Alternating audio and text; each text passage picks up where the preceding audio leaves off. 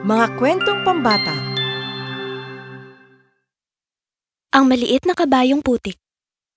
Nung unang panahon, sa isang maliit na bayan ng Berevalo, may nakatira na batang lalaki na ngangalang Peter. Siya ay anak ng isang tukhang pamilya ng magsasaka.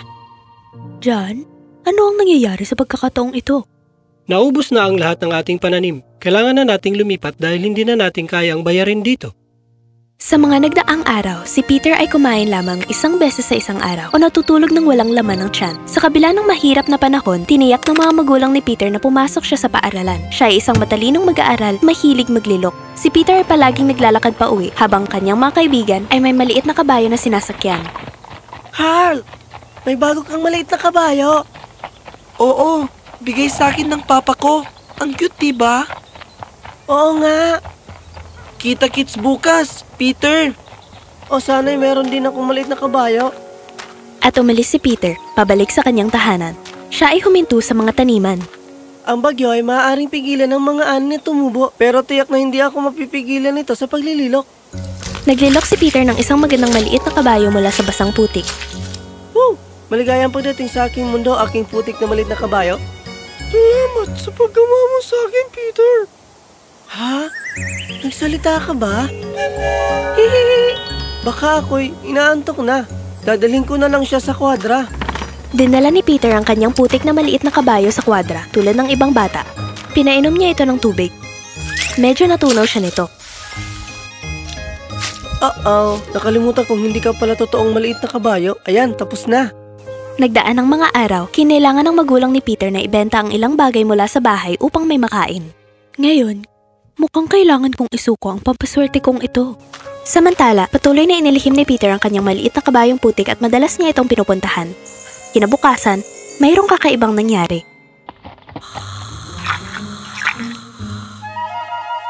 Ah! Ah! Ah! Miguel, tinatakot mo ako. Ano? Nakatulong ka dito sa kwadra. Hinahanap ka ng iyong mga magulang pero umalis din sila para pumunta sa hepe. Sasalita ka? Paano ito nangyari? Wow! Hindi ko alam na mas mahalaga pala ako. Ano pa man, naawa ang ina ng lupa sa iyo. Kaya sabi niya, umayo ka at maging totoo ka. Mabuhay ka! Ha? Uy, huwag ka nang maraming tanong. Maghilamos ka na. Kailangan kitang dalhin sa iyong mga magulang. Kaya si Peter ay naghilamos at tumakbo pabalik sa kanyang maliit na kabayong putik. Sumakay siya at sila ay handang simulan ng araw. Saan tayo patungo? Gusto ko lang kumain. Talagang nakalimutan ko. Kumakain pala mga tao. Kaya hindi ng mga kabayo, hangal. Talaga? Hindi ako makarelate. Kaya ano ang plano? Gagawin kitang napakamayaman. Ano? Kaya, magkikipagkita tayo sa magarbang hepe sa daan. At kailangan mo akong ibigay sa kanya. Ito'y masyadong maraming upang iproseso. Anong nangyayari? Hindi, bali na. Sabihin mo na lang oo sa kanya. Madali. Pinulot ng maliit na kabayong putik si Peter sa kanyang kwelyo at pinasakay siya sa kanyang likuran. At umalis sila. Tumatakbo at tinatawid ang kakahuyan. Hindi ako makapaniwalang meron na akong maliit na kabayo. Ang tatawag ko sa'yo? Tatawagin kitang Buddy. Buddy? Sige! Aprobado! Nakasalubong ni Buddy at Peter ang kanyang magulang sa daan. Tumakbo siya sa kanila. Peter, mahal. Ako'y sobrang nag-alala. Pinaghahanap ka namin. Kami ay sobrang nag-alala. Paano ka napunta dito? Dinala ko ni Buddy. Saan mo siya nakuha? Wala na tayong oras. Aalis na ang hepe. Ano mang oras? At nakakapagsalita siya? Ngayon ang maliit na kabayong putik kasama ang pamilya ni Peter ay pumunta upang makita ang hepe. Kumusta, kaibigan? Oo? Nahagip ng mga mata ng hepe si Buddy. Namangha siya sa ganda at eleganteng itsura niya.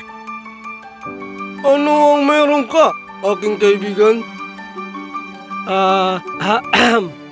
Meron akong ilang kagamitang pilak na hindi na namin ginagamit. Gusto naming makakuha ng pera, sapat para sa susunod na 2 linggo.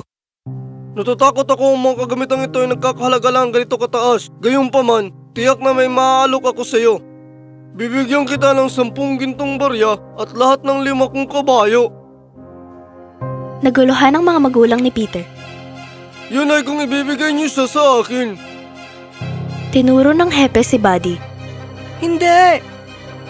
Yan ang kabayo ng anak kong matagal na niyang inaasam. Kaya, ikinalulungkot ko, Ginoo. At baka hindi na ako makakatulong sa pagkakataong ito. Peter, sabi ko sa'yo, kailangan mo akong isuko ngayon lang. Sabihin mo oo. Sandali. Heto na.